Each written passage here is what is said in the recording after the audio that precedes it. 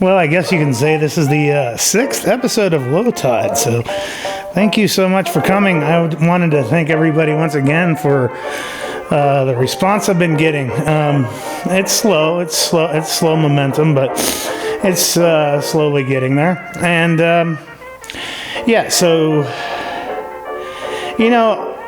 I'm not exactly, I've been writing reviews for movies and stuff for 15 odd years, something like that. And it's not exactly something that I like to do. Personally, I'm more of a creative writer at heart, and I feel like when I write about writing a review, I'm just writing about other people's work. And so it's one of those things that I do begrudgingly, and do so really to just keep my writing a little bit sharp. And I've been really in the middle of like a writer's block. And this particular episode, I was going to do a review for Alex Cox's Tombstone Rashomon. It's his newest movie. It's about to drop on video on demand next month, I think.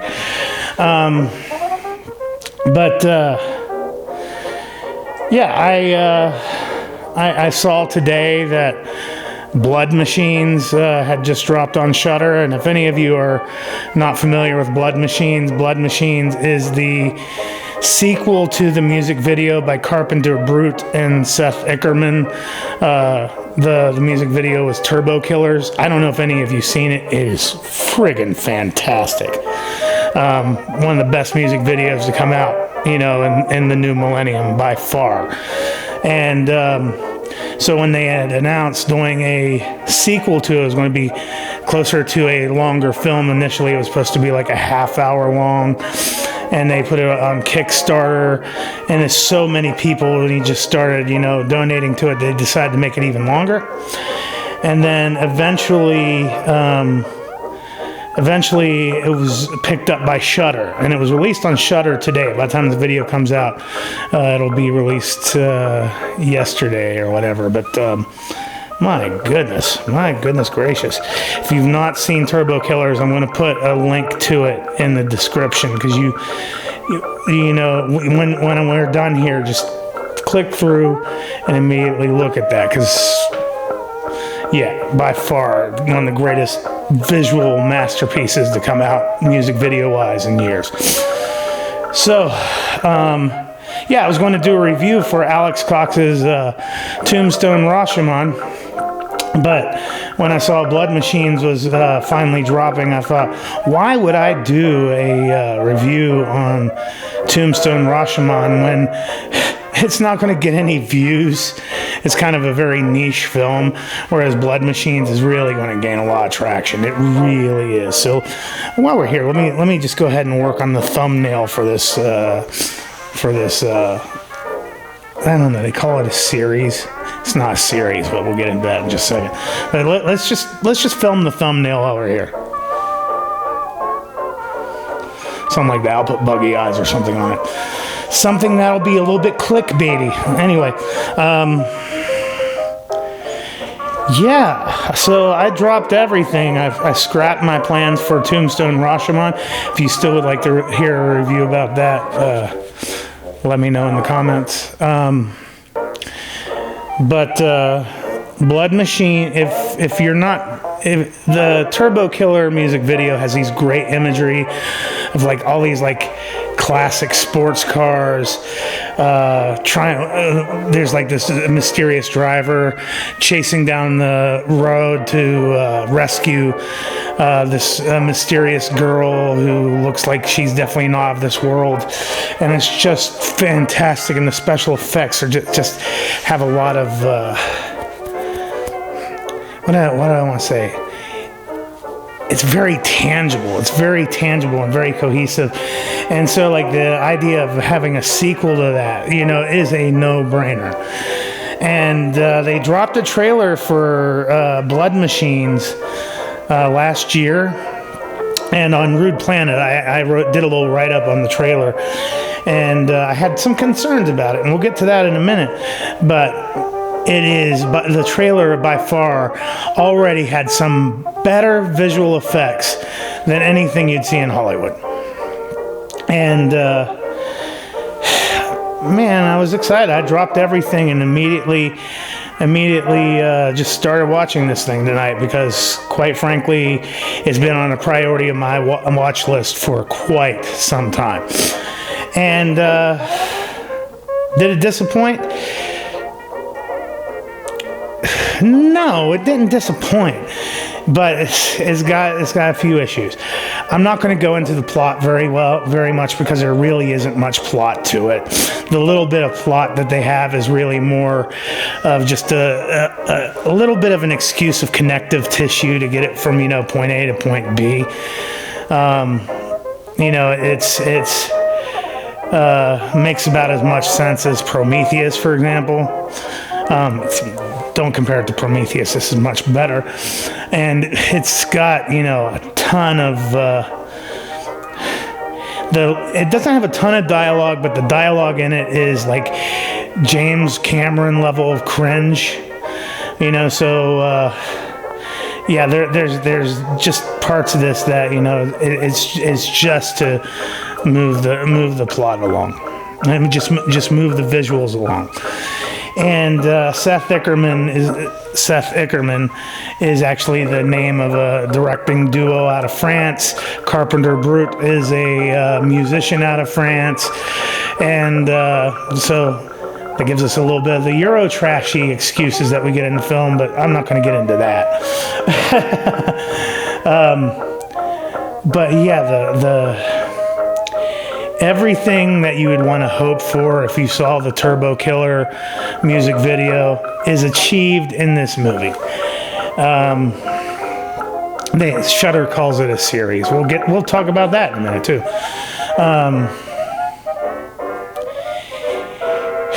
Everything shot in that sort of grindhouse style, something I used to do back in the day.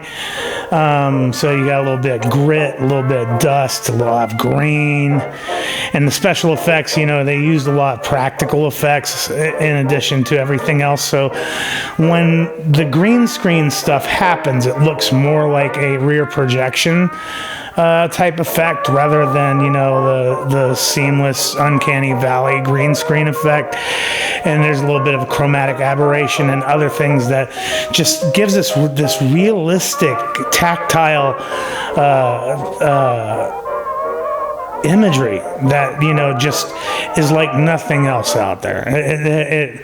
It looks like an artifact from something from like 1981 or 1982, except much more mind-blowing. The little plot we have is that there's a ship where the AI is AI is malfunctioning. They encounter a warship, and they have to crash land. And they were in a battle with another warship that's filled with the survivors are sort of like space Amazons or some shit. And then we find out that the ship that they just destroyed has, a secret to it. And then you end up with imagery of a flying naked girl in space and just weird psychedelic imagery, like something you'd see out of a Jack Kirby comic book.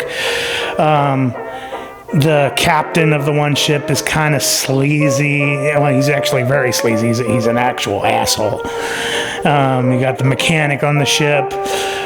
He's sort of like, the old guy who's seen it all. You got the AI on the ship.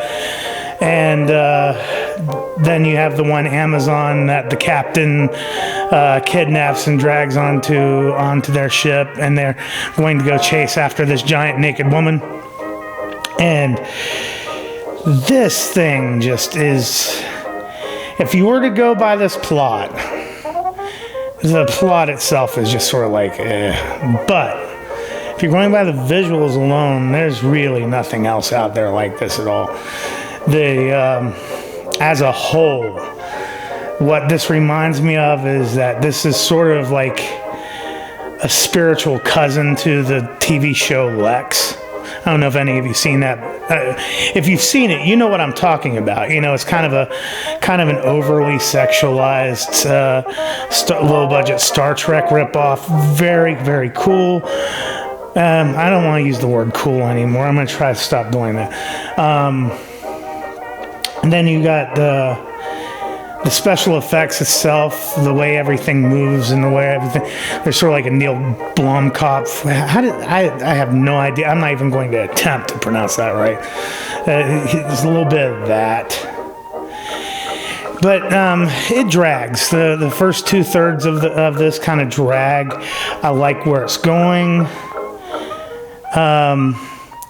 Shudder had taken this 50-minute film and cut it into 3 episodes so they could call it a series. I guess the word series has a little bit more gravitas than, say, featurette. Featurette sounds like something you'd find as a DVD extra or something like that. So having it broken up into 3 chunks kind of drags its feet a little bit. And, it's like one of these things where I was really enthralled by the imagery and just, how beautiful this thing looked. At the same time, I wasn't really getting engaged until the last third of this series is just so mind-blowing. It's abstract, it's beautiful, it's overwhelming. The action is absolutely fantastic. It's like a spaceship battle with a bunch of naked girls hurtling, through space. It is just absolutely, my goodness. This is it's the kind of thing you would have seen in like a really old heavy metal magazine or something like that. Just absolutely just gorgeous. And like I was getting a few text messages and I was getting a few phone calls while this was going on. I'm like, no, just stop. Just don't do this to me right now. It was that sort of thing, It was just absolutely just it sucked me right in. I got engaged by the last third of it. First 2/3, it's one of those things where I guess I'm glad that they did split it up into 3 episodes because I could watch that 3rd episode probably over and over again until I get sick of it and never want to watch it again, like everything else. But yeah, no, this is definitely worth your time. I don't know if Shudder still has its free month.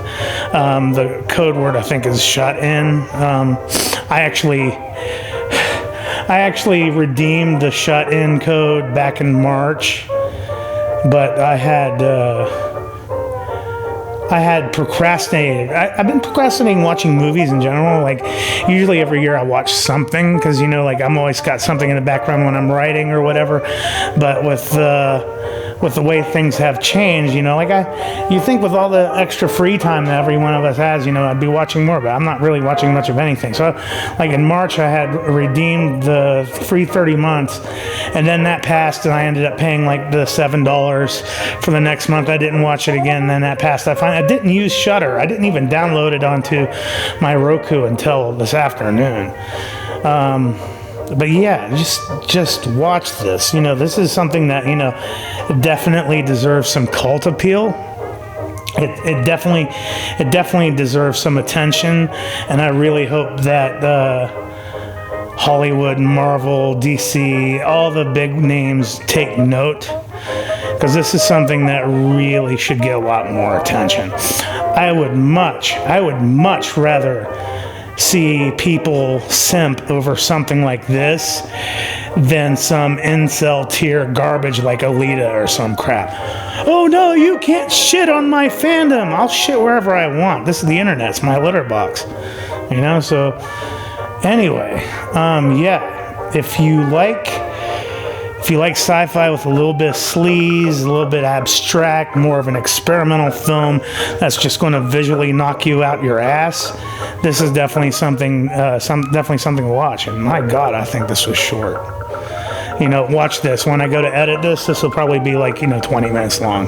Because, you know, when you tend to talk, you tend to ramble like I am right now. But yeah, check it out on Shudder. And thanks for everybody who's been stopping by and showing support. If you've not subscribed, please subscribe to this channel. I mean, like, the more people that get subscribed, you know, the more people that subscribe, the more it helps me out. You know, add likes, share this thing around, you know, fantastic. And hopefully in a couple days I'll finally get around to Tombstone Rashomon. I don't know if any of you will care for that, but you know, it's more my thing. It's definitely more my thing.